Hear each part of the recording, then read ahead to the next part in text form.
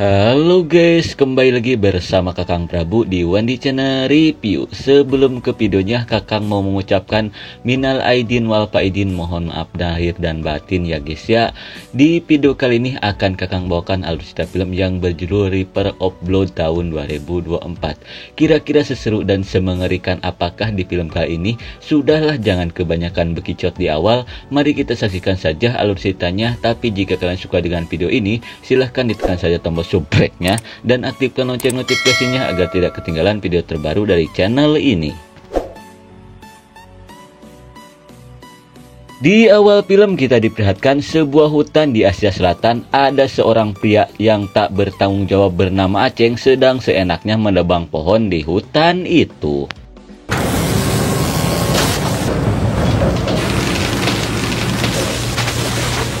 Tidak lama kemudian ada rekannya yang bernama Ucup yang mengajak si Aceng untuk beristirahat. Namun dirasa tanggung, si Aceng pun menyuruh si Ucup untuk beristirahat lebih dulu.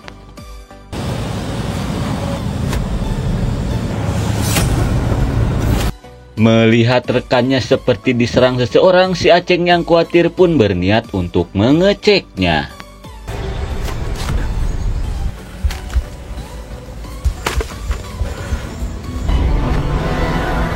Betapa syoknya si Aceng setelah melihat temannya sudah modar mengenaskan. Si Aceng yang ketakutan pun langsung ngabret seedan-edannya.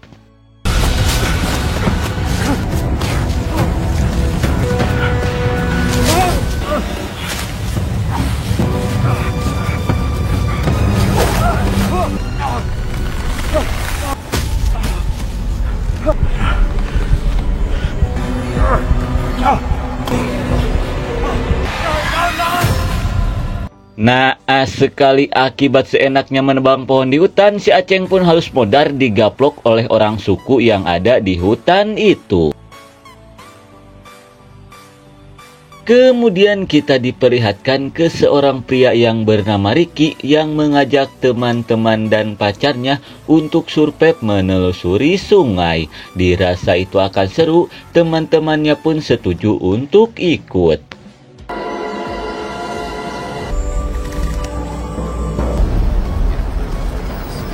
Singkat waktu di keesokan harinya, mereka pun disambut oleh seorang pria yang bernama Nick yang akan menjadi pemandu mereka. Setelah memakai baju keamanan, mereka pun bergegas pergi ke sungai.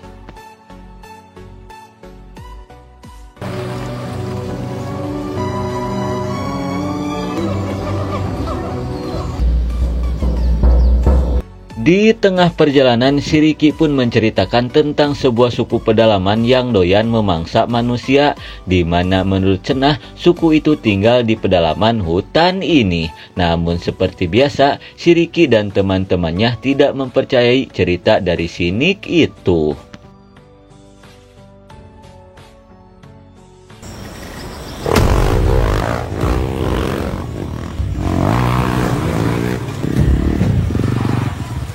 Kemudian kita diperlihatkan ke sepasang bucin yang sedang off-road di hutan itu. Setelah lama beristirahat, mereka pun berniat untuk melanjutkan perjalanannya.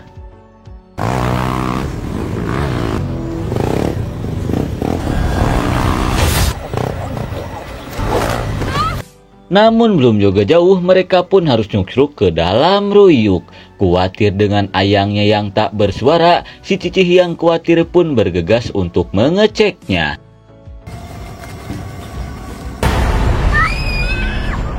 Betapa syoknya si Cicih setelah melihat ayangnya sudah modar mengenaskan. Dia yang ketakutan pun langsung ngabret seedan-edannya.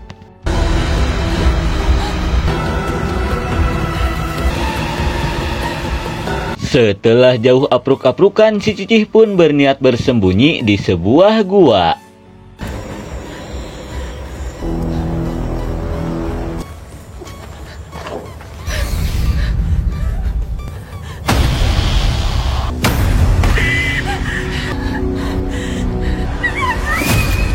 Malang sekali, si Cicih pun harus mensul ayangnya ke alam baka. Kemudian kita dialihkan lagi ke Shiriki dan yang lainnya. Dirasa waktu sudah mulai gelap, mereka pun berniat bermalam di pinggiran sungai. Singkat waktu di malam harinya, Hinata yang penasaran pun menanyakan tentang kebenaran suku kanibal itu ke Shinichi. Lalu Shinichi pun menceritakan tentang seorang penambang pohon yang tidak lain adalah si Aceng yang modar dihabisi oleh suku pedalaman itu. Tidak lama kemudian, ayangnya Hinata pun datang dan menyuruhnya untuk molor. Di tengah malamnya, si Jessica yang kebelet pun nekat ngompol di atas ruyuk. Namun saat akan kembali, si Jessica pun dikagetkan oleh Shiriki yang mengajaknya bercocok tanam di bawah pohon petai. Dan ternyata selama ini mereka telah berselingkuh dari pasangannya masing-masing. Kemudian si Jessica pun meminta si Aji untuk menceraikan istrinya agar mereka bisa bebas bercocok tanam. Namun si Aji meminta si Jessica untuk bersabar terlebih dulu karena dia belum sepenuhnya menguasai harta dari istrinya itu. Mendengar hal itu, si Jessica yang kesal pun memutuskan untuk pergi. Namun tanpa mereka sadari, Shiriki dan Hinata mendengar semua percakapan dari mereka. Di keesokan harinya, mereka pun panik saat Shiriki tiba-tiba menghilang. Takut terjadi apa-apa, mereka pun bergegas untuk mencarinya.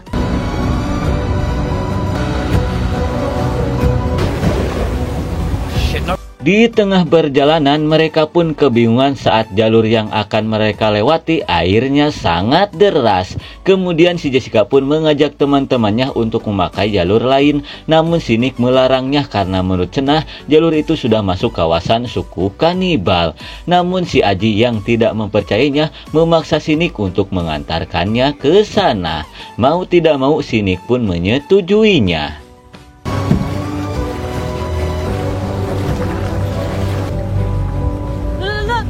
Sesampainya di hulu sungai, mereka pun melihat perahu yang ditumpangi oleh Shiriki. Dirasa Shiriki masuk ke dalam hutan, mereka pun bergegas untuk mencarinya. Sementara itu Shinichi yang takut perahunya dibadug memutuskan untuk menunggu.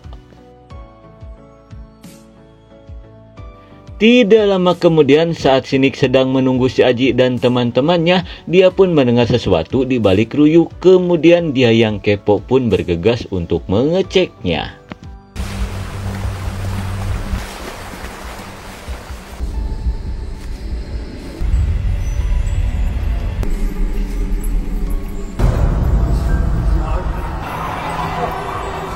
Setelah jauh asuk-asukan, Shiriki pun sampai ke tempat penyimpanan barang dari korban kekopetan suku kanibal itu. Melihat suku kanibal ada di tempat itu, Shinichi yang ketakutan pun langsung kabur.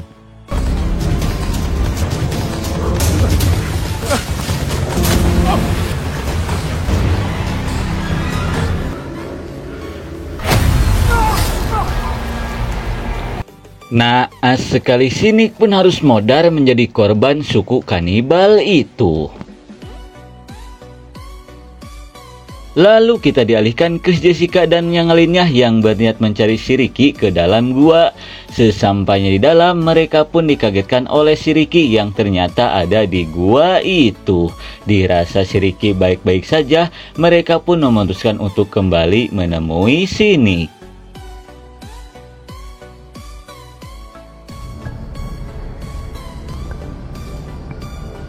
Sesampainya di hulu sungai, mereka pun kesal saat Shinichi tiba-tiba menghilang karena mereka merasa Shinichi sudah pergi lebih dulu. Kemudian mereka pun bergegas untuk menyusulnya.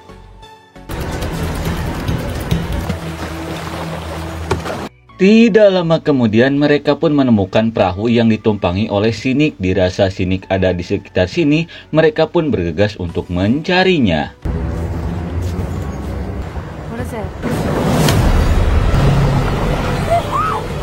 Melihat tangkurak Shinichi sudah dikulubak kilok seribuan, mereka yang ketakutan pun memutuskan pergi dari tempat itu.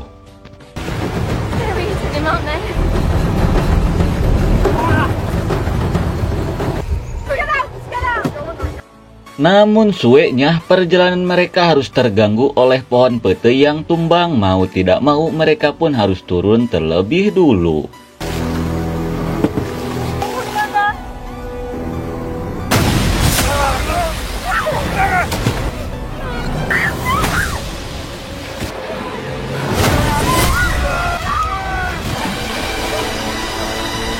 Dengan kerjasama yang epik, akhirnya mereka pun berhasil mengalahkan suku kanibal itu. Namun suenya, akibat kejadian itu, perahu yang mereka tumpangi harus hanyut terbawa arus. Karena tidak ada cara lain, mereka pun berniat untuk menyusuri sungai untuk mencari perahunya. Singkat waktu, dirasa waktu sudah mulai poek, mereka pun memutuskan untuk bermalam di tempat itu. Namun karena takut suku kanibal itu masih memburu mereka, si Ricky pun mengajak si Aji untuk berjaga bergiliran. Singkat waktu, di tengah malamnya saat si Aji sedang berjaga, dia pun merasa ada seseorang yang memperhatikannya. Kemudian dia pun berniat mandi lumpur untuk bersembunyi dari suku kanibal itu.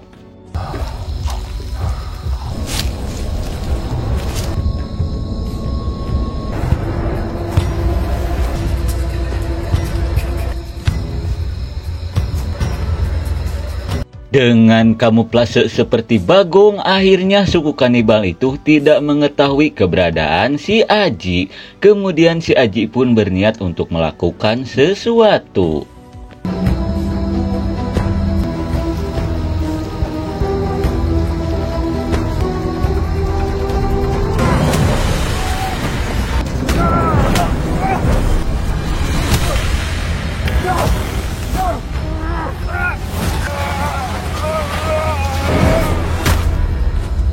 Saat si Ricky datang membantu, suenya si Aji malah nyusruk ke Gawir hingga pingsan.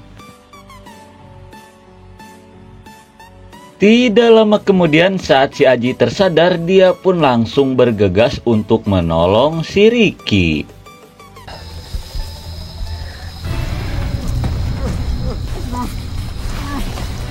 Namun suenya si Ricky sudah tertangkap oleh suku kanibal itu. Melihat hal itu, si Aji pun tidak bisa berbuat apa-apa setelah si Ricky dibawa oleh suku kanibal itu. Sesampainya ke pemukiman suku kanibal, mereka pun akan melakukan sesuatu ke si Ricky. Setelah membuat pengkor cokornya si Ricky, si ketua suku pun menyuruh si Ricky untuk pergi. Setelah si Ricky pergi, si ketua suku pun menyuruh para bocil untuk memburunya. Dirasa ini kesempatan, si Ricky pun langsung ngabret sejauh mungkin dari pemukiman itu.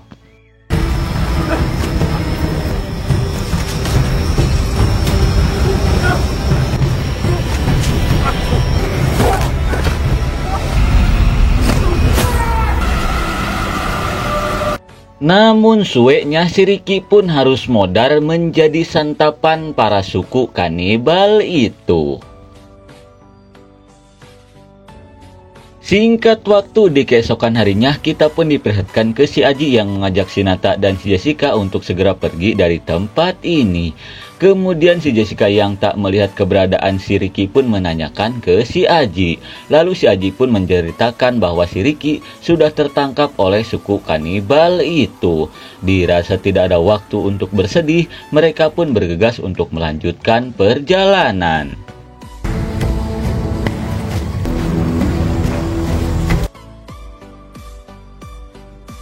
Sesampainya di tepi sungai, mereka pun kaget setelah melihat suku kanibal itu. Mereka yang ketakutan pun langsung ngabret seedan-edannya.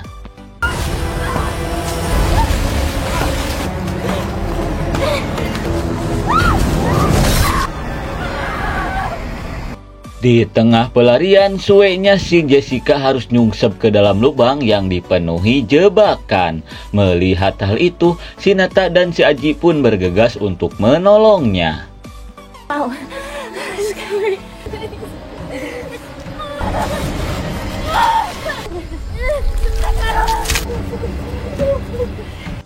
Setelah berhasil menyelamatkan Jessica, mereka pun bergegas pergi.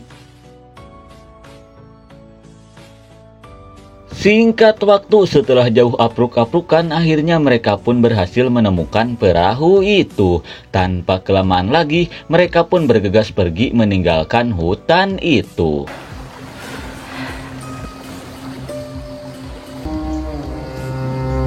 Di tengah perjalanan, saat si Jessica dan si Nata sedang tertidur, si Aji pun mendengar sesuatu. Bukannya menjauh, dia malah berniat untuk mengeceknya.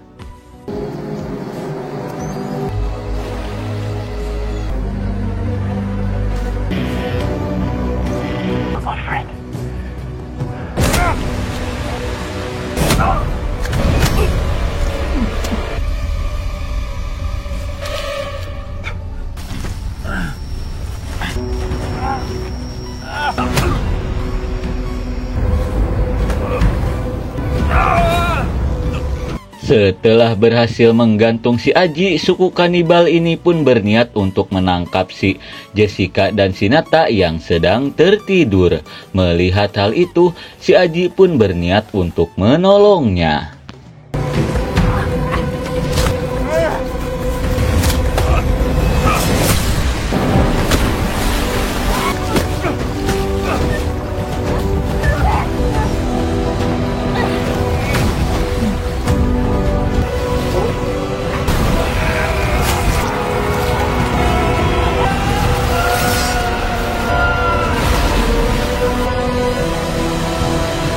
Dengan tenaga yang tersisa, akhirnya si Aji pun berhasil mengalahkan suku kanibal itu. Kemudian saat akan pergi, si Aji pun kaget setelah melihat segerombolan suku kanibal datang. Melihat hal itu, dia pun berniat untuk melawannya agar si Nata dan si Jessica bisa pergi dari tempat ini.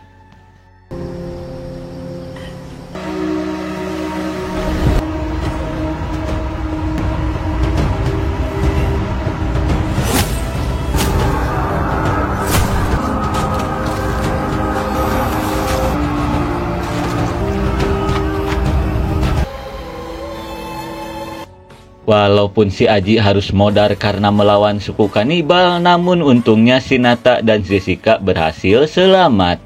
Hingga tidak lama kemudian, mereka pun diselamatkan oleh warga lokal dan film pun sudah berakhir.